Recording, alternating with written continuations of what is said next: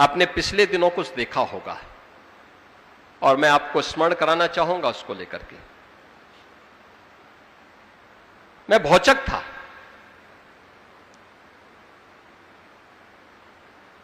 कुछ मौलवी ज्ञापन देने के लिए जगह जगह आ रहे थे, तो उसमें से एक, चाहे वह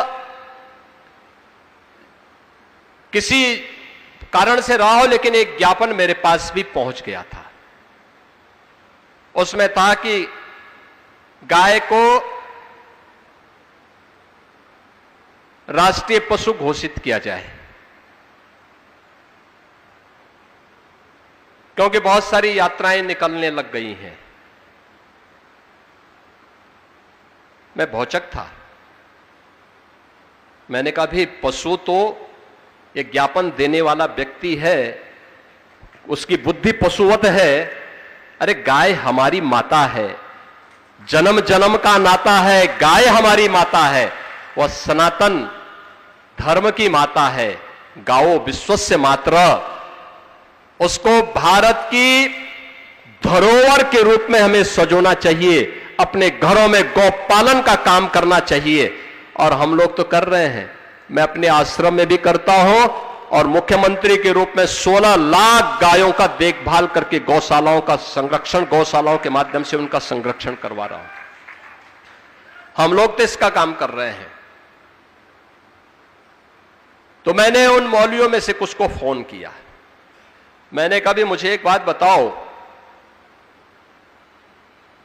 ये तो हमारी सनातन धर्म की धरोहर है, भारत की धरोहर है, आपने पशु क्यों कहा?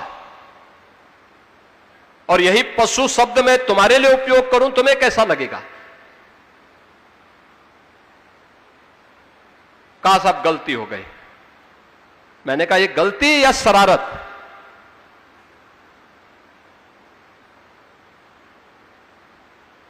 और ये शरारत बार बार क्यों? और ये तुम सिखाओगे हम हिंदुओं को कि गौ माता की पूजा कैसे करनी है? अरे हमारा तो कोई संस्कार गौ माता के बगैर होता ही नहीं है। हमारे यहां हर हिंदू का संस्कार है कि पहला ग्रास गौ माता का होता है और अंतिम श्वान का होता है। चींटी भी निकल जाए तो उसको झाड़ू से नहीं, चीनी और आटा डाल करके उसको भी, उसके सामने भी उसका हार अर्पित किया जाता है, क्योंकि उसका भी अधिकार है। तो मैंने कहा तुम सिखाओगे हमें इसके बारे में, कैसे होना है पूजा, और उसको हम किस रूप में पूजें?